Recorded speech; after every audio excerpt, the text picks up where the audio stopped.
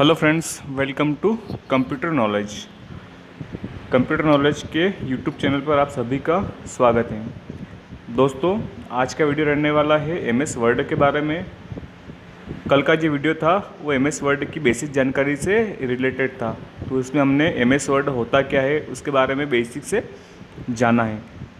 आज MS word की उसी सीरीज़ का पार्ट 2 है। इस पार्ट 2 में आज हम और एमएस वर्ड के बारे में आगे जानेंगे। हमारे सामने डेस्कटॉप की स्क्रीन ओपन है, ठीक। अब इस पर हमको एमएस वर्ड ओपन करना है। एमएस वर्ड के लिए मैंने यहाँ पर टास्क बार में ही इसको पिन कर रखा है।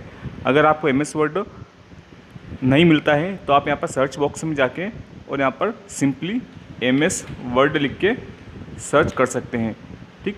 यहाँ पर आपको एमएस वर्ड दिख जाएगा, उसको ओपन कर लेना है। एमएस वर्ड को ओपन करने के बाद आपको कुछ ऐसा इंटरफेस दिखाई देगा। यहाँ से इसको रिस्टोर कर लेना है, ठीक।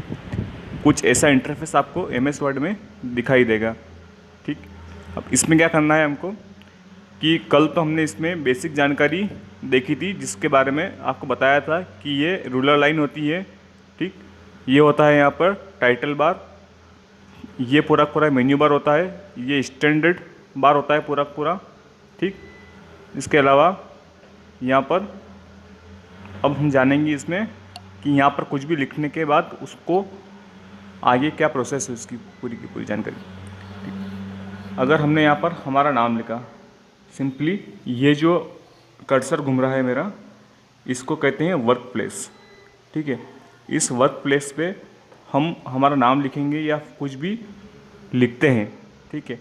तो उसमें हम क्या क्या चेंजेस कर सकते हैं, क्या क्या और उसको अपडेट कर सकते हैं, उसके बारे में जानेंगे, ठीक है। अगर मैं यहाँ पर मेरा नाम लिखता हूँ, ठीक, यहाँ पर सिंपली मैंने मेरा नाम लिखा, ठीक, कुछ ऐसा दिखाई देगा। अब इसमें मुझे इसके अक्षरों को बड़ा करना है, यानी इसके फ़ॉन्ट जो लिखे ना उसको बड़ा करना है। उसके लिए इसमें सबसे पहले तो मैं इसको माउस से सिलेक्ट करूँगा, ठीक।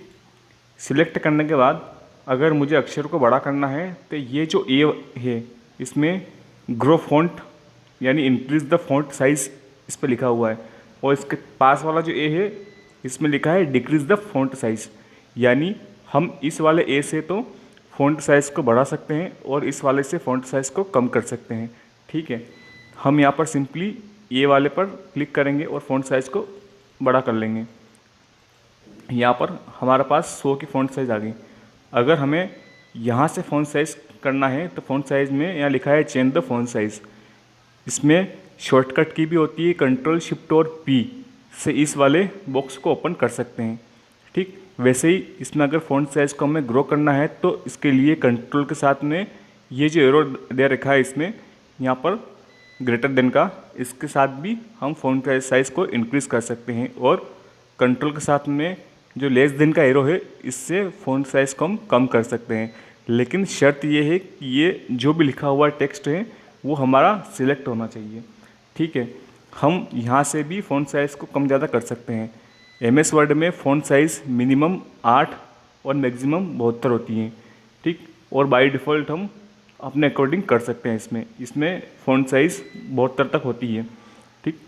अब ये जो लिखी है ये वाली लाइन, इसको कहते हैं फ़ॉन्ट फैमिली, ठीक, यानी चेंज द फ़ॉन्ट फेस। हम यहाँ से क्लिक करके और इसमें जो फ़ॉन्ट है उसको कुछ इस तरह से डिज़ाइन कर सकते हैं, यानी इसके फ़ॉन्ट को हम चेंज कर सकते हैं, ठीक। यहाँ पर जैसा भी हमको पसंद हो वैसा हम कर सकते हैं, ठीक। मान लो मैंने ये किया तो ये आ गया हमारे पास अल्जीरियन करके, ठीक है। अब ये जो फ़ॉन्ट लिखे हैं इन फ़ॉन्ट को फिर से सिलेक्ट करते हैं, और अब नीचे वाली लाइन आती है ये वाली, इसमें ये जो है बोल्ड का है, ठीक है। एक तो कंट्रोल के साथ में बी करेंगे तो भी अक्षर बोल्ड हो जाएंगे, और एक यहाँ पर क्लिक करेंगे बी पर तो भी अक्षर बोल्ड हो जाएंगे, ठीक। और ये अनबोल्ड हो जाएंगे। ये है इटैलिक करने का। कंट्रोल के साथ में अगर हम आई वाला बटन प्रेस करेंगे तो जो भी हमारा टेक्स्ट लिखा हुआ है वो इटैलिक हो जाएगा, ठीक। इटैलिक ऐसा होता है। और या फिर हम मैन्युअली यहाँ से भी इटैलिक और अनइटैलिक कर सकते हैं। फिर आता है हमारा अंडरलाइन करने का। तो सिंपली कंट्रोल के साथ में अगर यू करेंगे तो हमारा जो नाम लिखा है वो अंडरलाइन हो जाएगा, और फिर से हम उस पर कंट्रोल के साथ में यू करेंगे तो वो अंडरलाइन अलग हट जाएगी। ठीक है, इसमें अंडरलाइन में यहाँ पर एक एरो दे रखा है नीचे की तरफ, यहाँ से हम सिंगल लाइन, डबल अंडरलाइन और ये 3 का अंडरलाइन ऐसे करते हुए बहुत सारे ऑप्शन आते हैं, डॉट वाली है, डैश वाली है। ठीक है, तो हम अपने अनुसार इसको कर सकते हैं। ठीक, ये ABC क्रॉस है। ठीक, इसको स्ट्राइक थ्रू बोलते हैं, यानी ये जो नाम लिखा है इसको हम ऐसे स्ट्राइक थ्रू कर सकते हैं। ठीक, इसके अलावा ये वाला मैं बताऊंगा आपको। इसमें यहाँ पर है sentence case, lower case, upper case, capital, each word, यानी ये है इसमें सेंटेंस केस का। इसमें lower case, upper case, capital, each word और toggle case. Capital each word में आता है कि अगर हम यहाँ पर कोई भी वर्ड लिखते हैं, यानी मान लो मैंने मेरा नाम लिखा राहुल। ठीक है, अगर मैं इस पर क्लिक करूँगा तो मेरा पहला अक्षर कैपिटल आ जाएगा, बाकी सारे के सारे स्मॉल आएंगे। ठीक है, उसके बाद फिर से मैं मेरा सरनेम लिखूँगा तो उसका भी पहला अक्षर कैपिटल आएगा, बाकी सारे के सारे स्मॉल आएंगे। ठीक है, इतना समझने के बाद हम इसमें आगे चलते हैं और आता है ये वाला। ठीक, इसको कहते हैं टेक्स्ट हाइलाइटर, यानी अगर मैं मेरे टेक्स्ट को हाईलाइट करना चाहता हूँ उसको क्लिक करूँगा, ये मेरा टेक्स्ट हाईलाइट हो गया। ठीक, यहाँ पर हम और भी कलर ले सकते हैं। इसमें जो ये डाउन एरो है इस पर क्लिक करके यहाँ से हम और भी कलर ले सकते हैं, लेकिन जब तक मेरा जो टेक्स्ट लिखा हुआ है वो सिलेक्ट नहीं होगा वहाँ तक हम इसमें कुछ भी नहीं कर सकते हैं। ठीक, ये टेक्स्ट मेरा सिलेक्ट है, अब मैं यहाँ से फिर से कुछ भी कलर ले सकता हूँ। ठीक, ये मैंने कलर चेंज किया, टेक्स्ट सिलेक्ट किया, ये कलर चेंज हो गया। फिर से मैंने यहाँ से कलर सिलेक्ट करा और ये टेक्स्ट सिलेक्ट करा, ये कलर चेंज हो गया। ठीक, इसके बाद आता है हमारा ये फ़ॉन्ट कलर, यानी अभी जो मैंने फ़ॉन्ट लिखे हैं ये सारे के सारे फ़ॉन्ट ब्लैक कलर में हैं।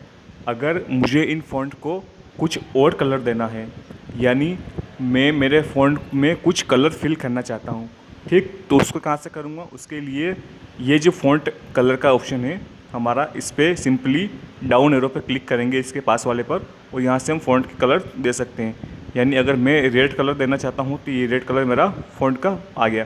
ठीक है, अगर मेरे पास ये सारा का सारा जो नाम लिखा है, जो मैंने मेरा नाम लिख रखा है, इसमें मैं आर के लिए कुछ और फ़ॉन्ट कलर देना चाहता हूँ, ए के लिए कुछ और, एच के लिए कुछ और, यू के लिए कुछ और एल के लिए कुछ और फ़ॉन्ट कलर देना चाहता हूँ, तो उसके लिए सिंपली मुझे आर को सिलेक्ट करना है, और आर को सिलेक्ट करने के बाद वापस इसी पर फ़ॉन्ट कलर के जो ऑप्शन है इस पर आ जाना है और इस पर क्लिक करना है मुझे यहाँ पर डाउन एरो पर।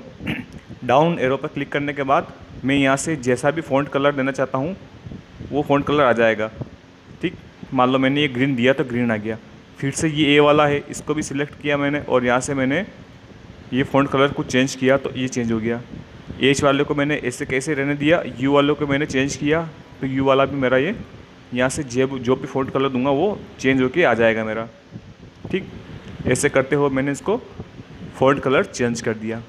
ठीक है, इतना समझने के बाद अब आगे बढ़ते हैं इसमें कि होता क्या है। ठीक, इसमें आता है हमारे पास कट करना, कॉपी करना और पेस्ट करना।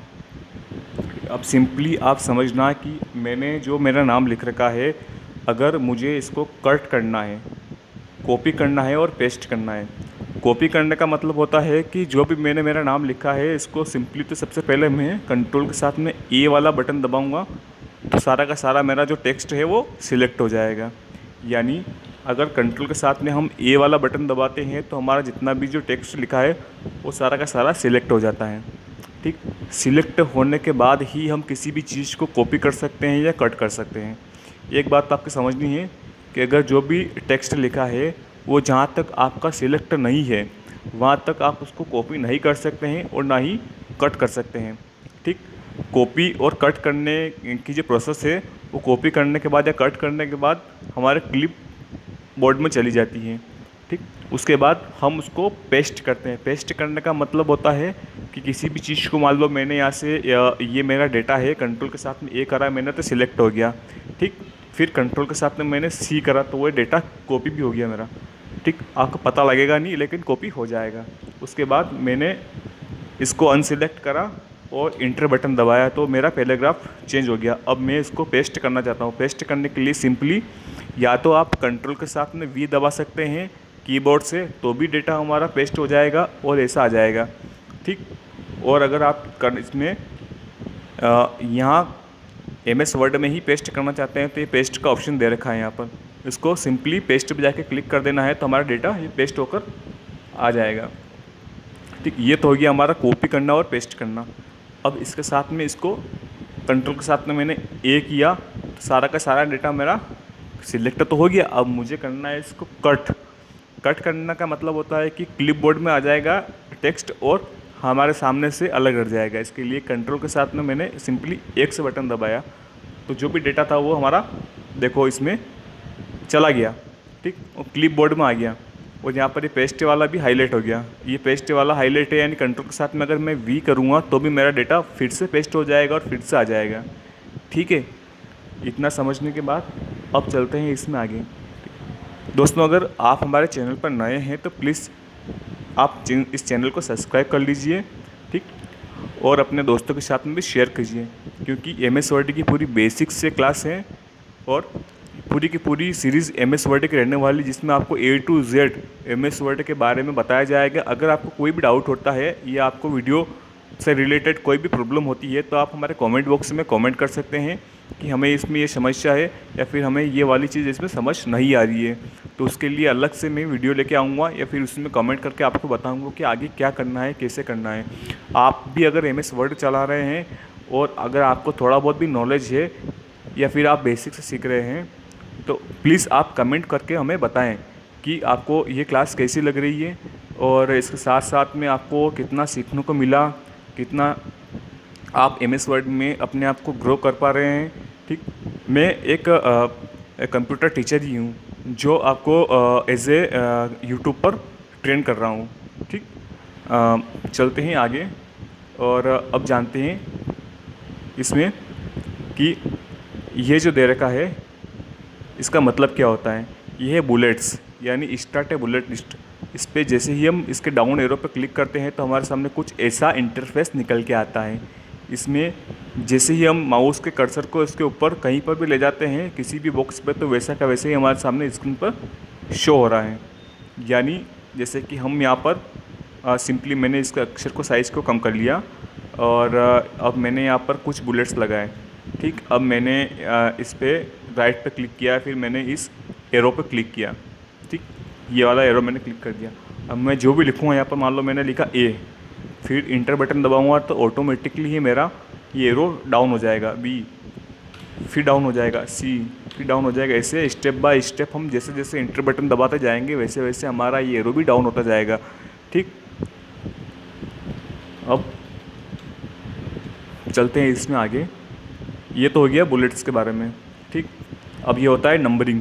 नंबरिंग का मतलब होता है कि इसमें अगर हम 1 2 3 ऐसी वाली 1 2 3 या फिर ये रोमन लिपि की 1 2 3 ABC capital ABC small bracket में और बिना ब्रैकेट में ऐसे करते हुए हमारे पास ये नंबरिंग है।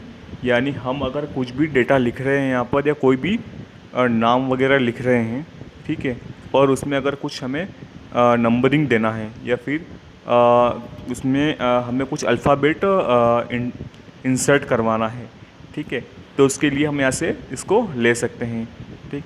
इसमें क्या रहता है कि अगर हम कुछ भी क्वेश्चन लिख रहे हैं और उसमें ऑप्शन देना है हमको, ठीक है, तो उसमें ऑप्शन देने के लिए सबसे पहले तो हम क्वेश्चन लिखते हैं। क्वेश्चन लिखने के बाद उसके नीचे हम ऑप्शन देते हैं कुछ कि A B C या D, इसमें से कौन सा करेक्ट है कौन सा करेक्ट नहीं है। तो उसमें बार बार हमको A B C D ऐसे करके लिखने की ज़रूरत नहीं है। यहाँ से सिंपली आपको क्वेश्चन तो लिख लेना है। क्वेश्चन लिखने के बाद जैसे ही आप ऑप्शन देते हैं नीचे, तो ऑप्शन में आप यहाँ से A B C D या कुछ भी ले सकते हैं, ठीक। तो ऐसा लेने से हमारे सामने ये आ गया A। अब मान लो मैंने इस पर कुछ भी डिजिट लिख दी 1 2 3, फिर इंटर किया तो B आ गया, फिर यहाँ पर मैंने कोई डिजिट लिख दी, फिर इंटर किया तो फिर से C आ गया, फिर से मैंने यहाँ पर कोई डिजिट लिख दी, फिर इंटर किया तो ये D आ गया। ऐसे करते हुए हम जैसे जैसे इंटर करते जाएंगे वैसे वैसे ये A B C D E F G ऐसे करते हुए हमारे पास सीरीज़ चलती रहेगी, ठीक है। अब ये वाला समझ में आया? अगर आ गया हो तो प्लीज़ लाइक बटन को प्रेस करें और चैनल को सब्सक्राइब करें। ठीक, अगला है हमारा यहाँ पर कि multi level list. Multi level list में हमारे पास ये वाली लिस्ट ओपन होके आती है, यानी ऑप्शन के अंदर ऑप्शन दे सकते हैं हम यहाँ पर। जैसे कि मान लो मैंने कोई क्वेश्चन लिखा और उसमें ऑप्शन दिया, उस ऑप्शन के अंदर भी ऑप्शन और उसके अंदर भी हम ऑप्शन दे सकते हैं। इसको कहते हैं मल्टी लेवल लिस्ट। ठीक, अब आगे बढ़ते हैं इसमें, और इसमें आता है लेफ़्ट अलाइन, राइट अलाइन और मिडिल अलाइन और सेंटर अलाइन। ठीक है, जस्टिफाई। तो ये चीज़ें क्या होती है और क्या नहीं, इसको जानते हैं। इसके लिए हमें सिंपली यहाँ पर कोई टेक्स्ट लिखना होगा। ठीक है, मान लो अगर मैं मेरा फुल नाम भी लिख देता हूँ इसमें, RAHULGUPTA। ठीक है, मैंने मेरा नाम लिख दिया इस पर और इसको अभी सिलेक्ट कर लिया मैंने, और यहाँ से फ़ॉन्ट साइज़ को कम कर लिया। ठीक, तो अभी जो मेरा नाम लिखा है ये नाम मेरा ऑलरेडी लेफ़्ट अलाइन है। यानी लेफ़्ट अलाइन का मतलब होता है कि ये जो इंटरफेस है माइक्रोसॉफ्ट वर्ड का, अगर इसमें हम कुछ भी लिखते हैं तो लिखने के बाद वो बाय डिफ़ॉल्ट बाईं साइड में, बाईं तरफ ही लिखा जाता है। ठीक है, अगर मुझे इसको सेंटर अलाइन करना है या फिर राइट अलाइन करना है, अलाइन करने का मतलब होता है कि इसको लेफ़्ट साइड से मिडिल में ले जाना है या फिर राइट साइड में ले जाना है। ठीक है, तो उसके लिए सिंपली पूरे टेक्स्ट को हम माउस की सहायता से या फिर कीबोर्ड की सहायता से सिलेक्ट करेंगे। माउस की सहायता से सिलेक्ट करने के लिए माउस का जो लेफ़्ट वाला बटन है उसको प्रेस करेंगे और उसको होल्ड करते हुए आगे बढ़ाएंगे, तो ये हमारा डेटा सिलेक्ट हो जाएगा। ठीक है, और अगर कीबोर्ड से सिलेक्ट करना है तो कीबोर्ड से हम सिंपली कंट्रोल के साथ में ए वाला बटन दबाएंगे तो हमारा ये जो टेक्स्ट लिखा है वो सिलेक्ट हो जाएगा। अब सिलेक्ट होने के बाद हमें इस ऑप्शन पर आना है। ये यहाँ पर लिखा है कंट्रोल के साथ में ई, यानी अगर हम इस दिए गए टेक्स्ट को सेंटर अलाइन करना चाहते हैं। ठीक है, तो सेंटर अलाइन करने के लिए हम कंट्रोल के साथ में ई वाला बटन दबाएंगे तो हमारा डेटा सेंटर अलाइन हो जाएगा। ठीक, और या फिर हम यहाँ पर भी सेंटर अलाइन कर सकते हैं। ये मैंने इस पर क्लिक किया है तो मेरा जो नाम लिखा था वो सेंटर में आ गया। ठीक, और फिर से मैंने इस पर क्लिक किया तो ये मेरा जो नाम लिखा था वो लेफ्ट में चला गया। ये है मेरे पास कंट्रोल के साथ में आर, तो ये मेरा डेटा जो है, जो टेक्स्ट है वो राइट में चला गया। तो ऐसे करते हुए भी हम किसी टेक्स्ट को लेफ़्ट, सेंटर और राइट अलाइन कर सकते हैं। वो है जस्टिफाई करने का। जस्टिफाई का मतलब होता है कि आप उस डेटा को या उस टेक्स्ट को व्यवस्थित करना चाहते हैं। ठीक है, इतने सारे होने के बाद इसमें है लाइन स्पेसिंग। अब ये लाइन स्पेसिंग क्या होता है? जैसे मैंने इस पर कोई भी टेक्स्ट लिखा, ठीक, ये मैंने मेरा नाम लिख दिया, इसके नीचे मैं लिखता हूँ कंप्यूटर नॉलेज, मेरा यूट्यूब चैनल का नाम कंप्यूटर नॉलेज। ठीक है,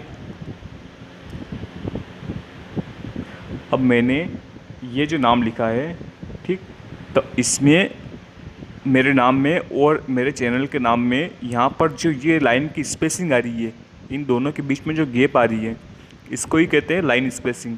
इसको हम कम ज़्यादा कर सकते हैं। कम ज़्यादा करने के लिए मैं जो टेक्स्ट लिखा था उसको सिलेक्ट करा। सिलेक्ट करने के बाद मैं इस लाइन स्पेसिंग वाले ऑप्शन पे गया, ठीक है, और मैंने यहाँ पर इस डाउन एरो को प्रेस करा। डाउन एरो को प्रेस करने के बाद इसमें जो लिखा है कि लाइन स्पेसिंग 1.15 है, इसको और कम कर सकते हैं हम, 1 की कर सकते हैं, ये तो कम हो गई। ठीक, और भी कम कर सकते हैं इसको। ठीक, लाइन स्पेसिंग ऑप्शन है बहुत सारे इसमें, इसको हम यहाँ से भी कम कर सकते हैं। ठीक, ये हमारे पास पैराग्राफ का एक डायलॉग बॉक्स ओपन होके आता है, इसमें से भी हम इसको कम कर सकते हैं। इसको हम आगे समझेंगे।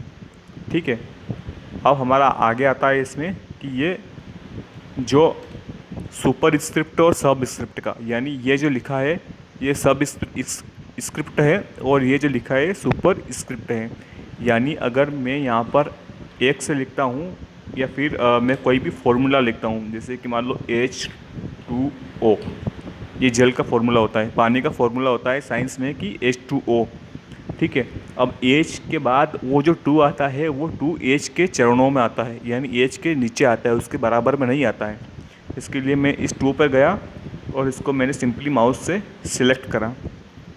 इसको सिलेक्ट करने के बाद मैं यहाँ X2 पे गया, ठीक है, ये होता है सबस्क्रिप्ट, और इस पर क्लिक कर दिया मैंने, तो ये H2 मेरा इसमें नीचे चला गया।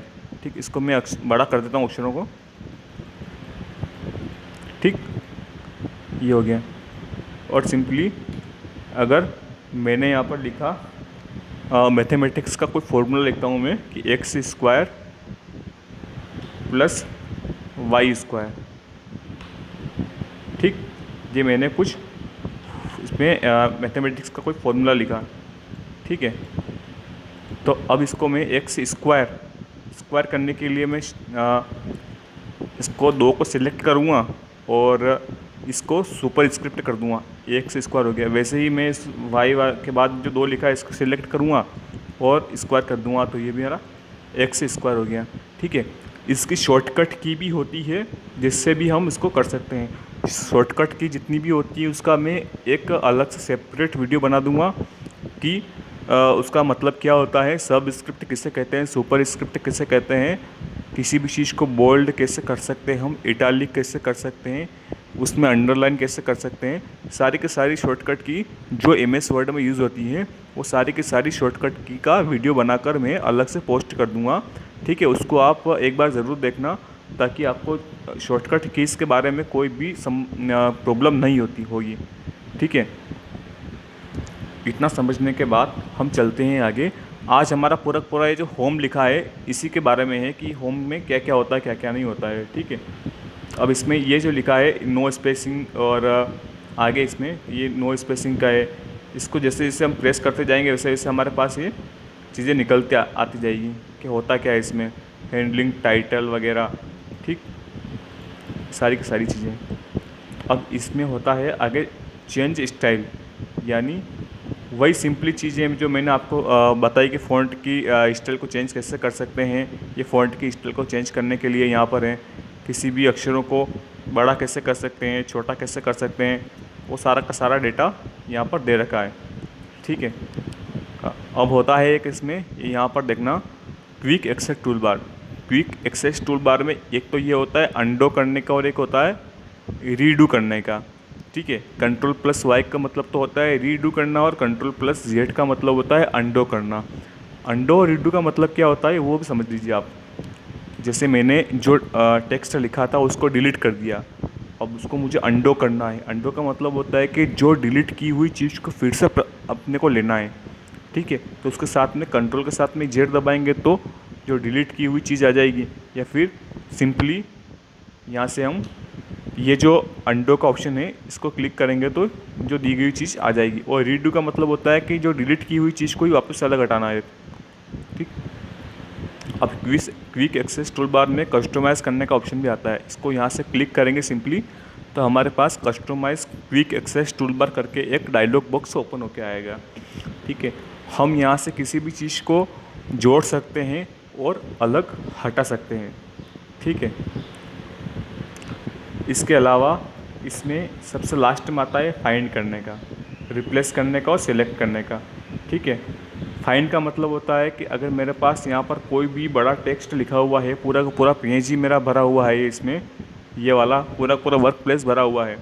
ठीक, अगर उसमें से मुझे कोई पर्टिकुलर जो लेटर है या पर्टिकुलर वर्ड को फाइंड करना है, उसके लिए मैं उसको सिलेक्ट करूँगा और सिलेक्ट करने के बाद यहाँ फाइंड पे क्लिक करके ओके करूँगा तो मेरे पास कुछ ऐसा डायलॉग बॉक्स ओपन होके आएगा जिसमें अगर मुझे कोई भी वर्ड को फाइंड करना है, मान लो मैंने यहाँ पर एच लिखा और फाइंड नेक्स्ट पे जैसे क्लिक करूँगा तो ये एच मेरा फाइंड होके आ जाएगा और वो ऑटोमेटिकली सिलेक्ट हो जाएगा।